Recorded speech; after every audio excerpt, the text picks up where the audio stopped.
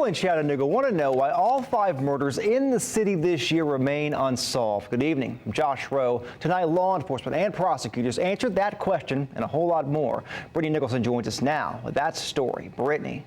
Josh, tonight parents who have lost children to violence held a public forum. The community was able to ask the police chief and the district attorney what they're doing to deter crime in the city.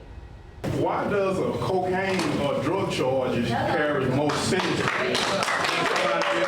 More than 100 community members filled the room at the Carver Recreation Center to ask questions about violence in the city. A lot of today's victims were last night's shooters. District Attorney Neil Pinkston was asked why violent offenders aren't given stricter sentences.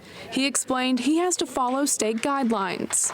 I'll be the first person to admit that the sentencing law in Tennessee is not harsh enough. Others asked why those who are known suspects in an unsolved murder are still walking free.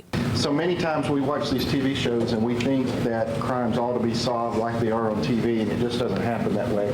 Lieutenant Glenn Scruggs explained the process of investigating a homicide. We scour the scene, we lock down the scene, we talk to everybody who can offer any information.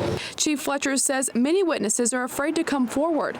Even his own officers have been threatened. Retaliation is a real concern. Fletcher explained they will always put the safety of citizens first and encourage people to come forward. Juvenile Court Judge Robert Filia explained how juveniles are used by gang members. These young men in particularly want to belong. They want a sense of belonging. They want to be a part of something. He says there is oftentimes a misconception that juveniles will get a lesser sentence than adults.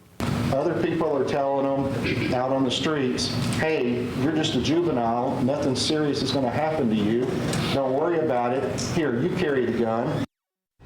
Another issue brought up tonight was the lack of diversity at the police department. Chief Fletcher says 17% of officers in Chattanooga are African American. He says they're currently recruiting more officers to change that. Josh.